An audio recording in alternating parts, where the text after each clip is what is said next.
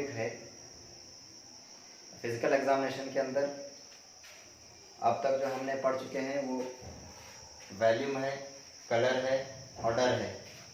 लेकिन आज का टॉपिक हमारा फिजिकल एग्जामिनेशन के अंदर है specific gravity and as well as pH value. Urine के अंदर पीएच वैल्यू कितनी होना चाहिए इसको भी हम यहाँ पर देखना है आज। तो नॉर्मल पीएच वैल्यू क्या होगी और एबनॉर्मल क्या होगी, उसके बाद स्पेसिफिक ग्रेविटी क्यों करेंगे और उसका क्या प्रोसीजर है। तो ये दो टेस्ट को हम यहाँ पर आज के अंदर देखेंगे। सबसे पहले यूरिन एनालिसिस।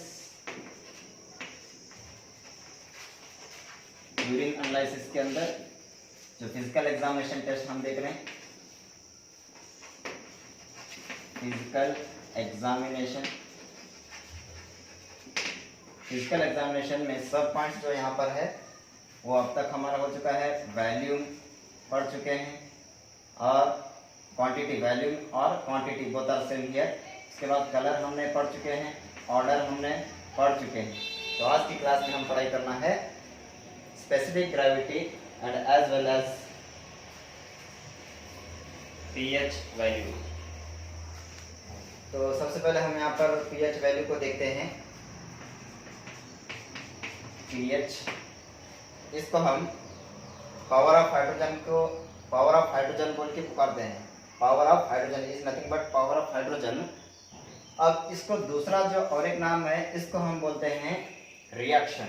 तो यूरिन के अंदर रिएक्शन भी इसको हम कहते हैं। If you can say reaction और you can also told this one pH value. Okay, so what is the actual pH value in urine? So that is the important thing. Normal urine value pH value is normal urine pH value is from 4.5 to 7.0. Right. So it is the normal value. On an average it is also said to be 6.7 or 6.0 and something. So totally 4.5 to 7.0 if the pH value is there, so that is normal, otherwise that is abnormal. So if the urine is abnormal in pH value, so what will be happen there, what causes is there for the development of increased level of pH value or decreased level of pH value. So what is the actual causes? See here. First of all, acidic urine.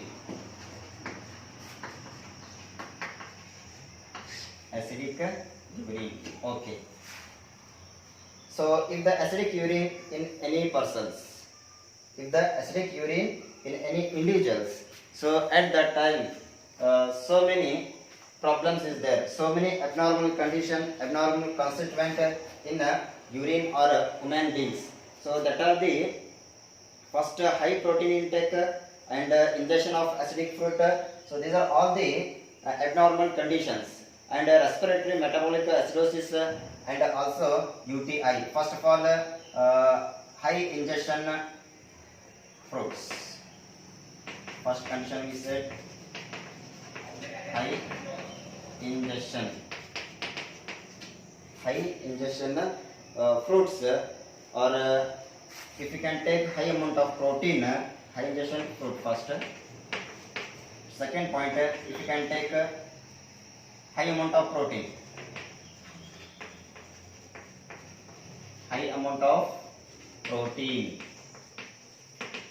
okay. So for example meat.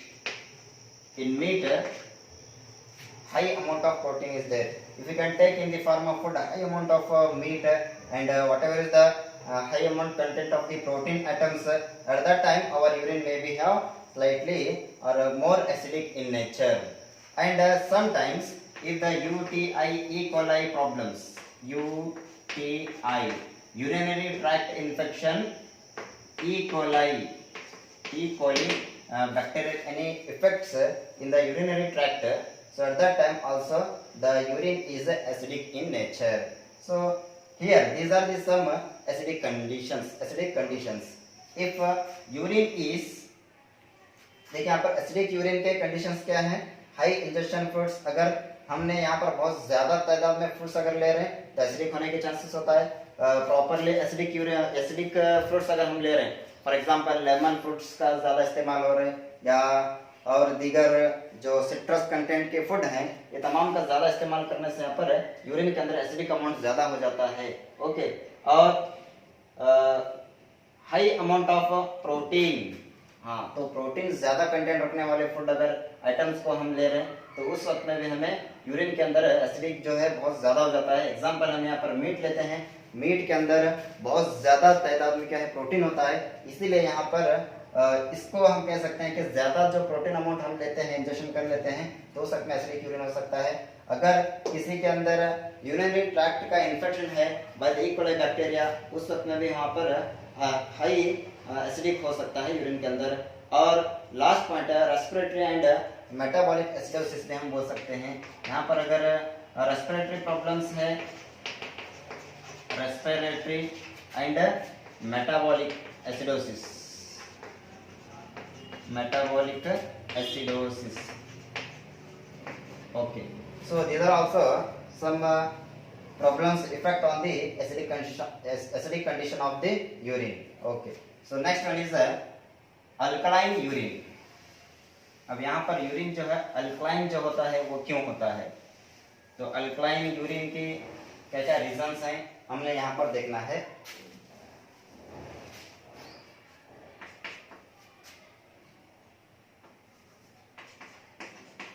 Alkaline urine, okay, so alkaline is nothing but, तो यहाँ पर जो acidic nature है urine का वो थोड़ा कम हो जाता है, इसी को हम alkaline nature of the urine कहते हैं। अभी अल्कलाइन यूरिन होने की वजह क्या है, यहाँ पर इसके भी एक चंद रीजंस हैं। वो जो है सिट्रस फ्रूट हो सकता है, वेजिटेबल, और यूटीआई यहाँ पर भी प्रॉब्लम्स होने से, और रेस्पिरेटरी मेटाबॉलिक अल्कोहोलिसिस भी होने की वजह से। तो यहाँ पर देखिए फर्स्ट पॉइंट हम बोल सकते हैं कि सिट्रस फ्रूट, सिट्रस फ्रूट्स का इस्तेमाल करने से अल्कलाइन हो सकता है यूरिन। उसके बाद वेजिटेबल्स के भी इसके एक रीजन है, वेजिटेबल का ज़्यादा हम इस्तेमाल कर रहे हैं तो उस वक्त में भी यूरिन जो है अल्कलाइन हो सकता है। उसके बाद respiratory problems, respiratory अल्कोहोलिसिस,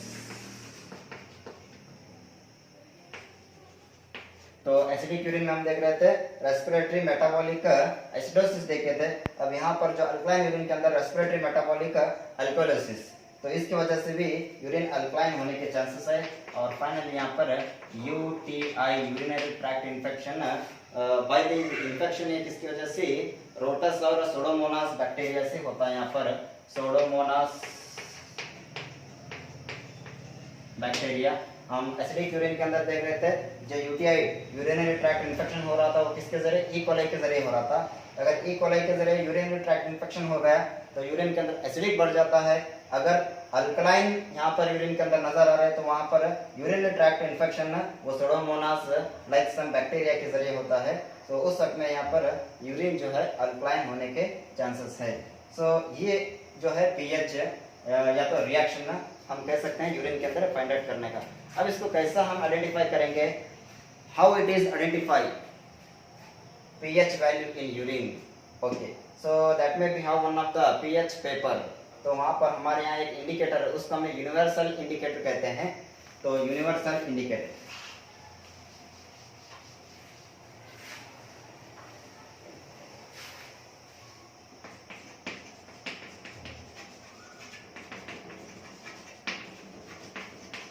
universal indicator के अंदर फ्रॉम 1 to 14 पिगमेंट्स होते हैं उस पेपर के अंदर, 1 to 14 pigments like here 1 2 3 4 5 6 7 8 9 10 11 12 13 14, so these are the pigments which present in the pH paper।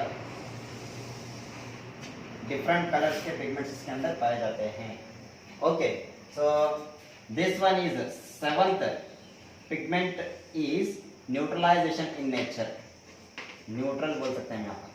यहाँ पर कॉमनली जो ह्यूमन बॉडी के ऑल फ्लूइड्स हैं वो 6 to 8 हम कह सकते हैं। 7 के नियर जो है ऑल फ्लूइड्स उसकी पीएच वैल्यू होती है वो एसिडिक नेचर के अंदर होते हैं, यानी 6 to 8 के अंदर दरमियान। अगर 6 से या 5 से इधर की जानिब आ गए तो high acidic in nature, high hydrogen ions को बोल सकते हैं यहाँ पर।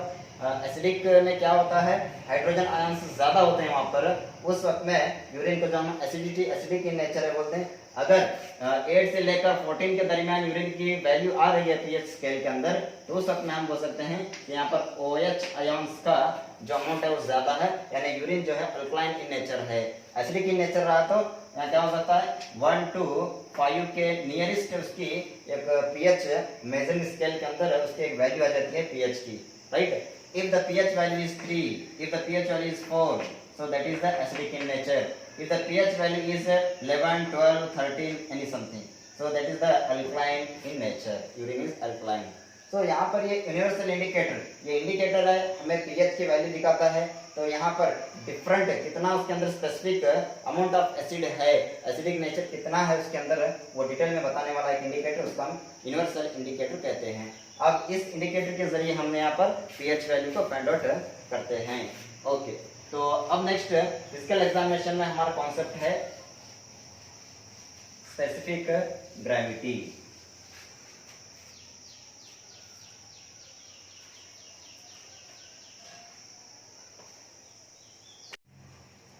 तो नेक्स्ट हमारा फिजिकल एग्जामिनेशन के अंदर आफ्टर दी पीएच स्केल हम पढ़ाई करना है स्पेसिफिक ग्रेविटी।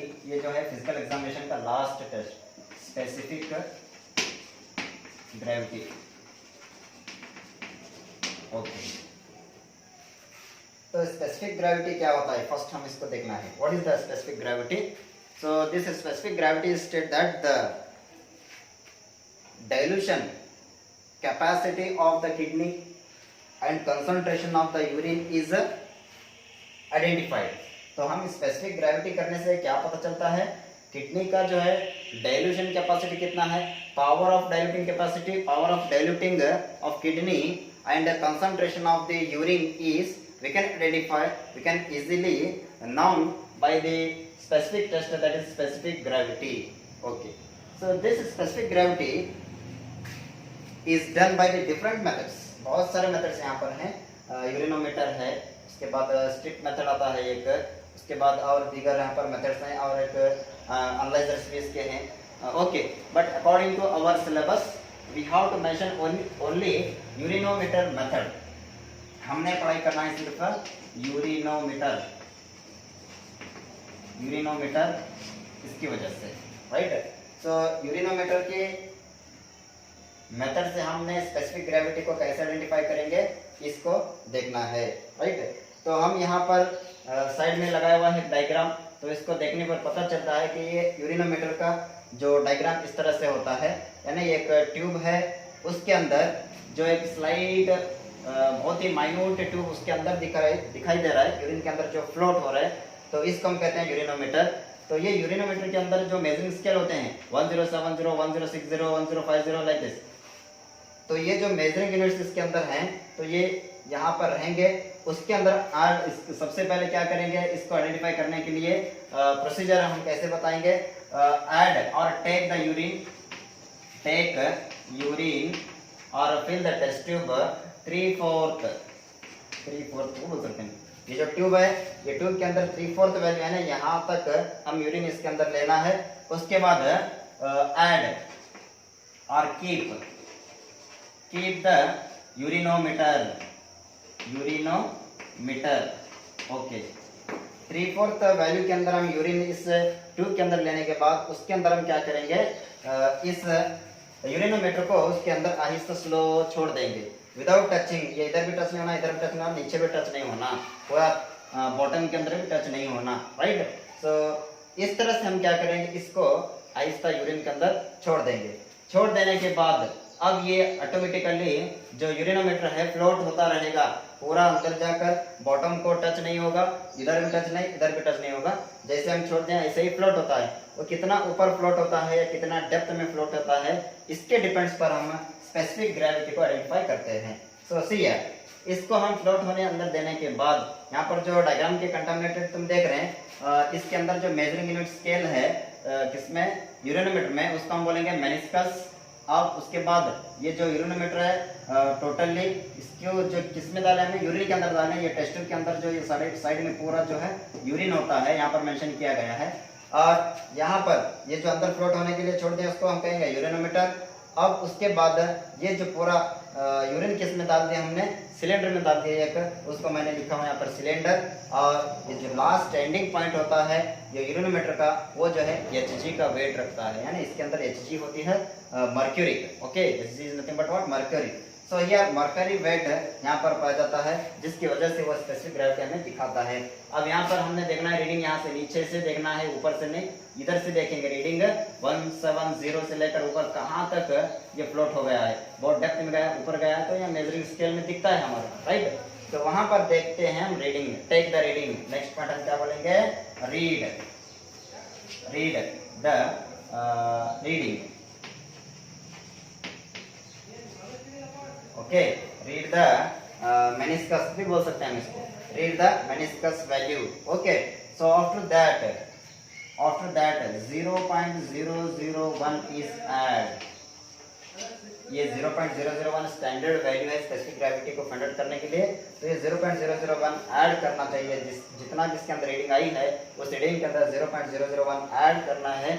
ऐड करने के बाद जो हमारे यहाँ एक नंबर आता है, so that is the specific gravity. Okay, so that is the specific gravity. तो अब यहाँ पर ये स्पेसिफिक ग्रेविटी के अंदर अगर हम देखेंगे, तो अब सबसे पहले जानना यह है कि इसका नॉर्मल वैल्यू क्या होता है, राइट। तो ये स्पेसिफिक ग्रेविटी की नॉर्मल वैल्यू 1.003 to 1.030, राइट। तो हम यहाँ पर इसके स्पेसिफिक ग्रेविटी बोल सकते हैं 1.0032, जब मैं यहाँ पर लिख देता हूँ नॉर्मल वैल्यू, इसकी नॉर्मल वैल्यू 1.003 to 1.030।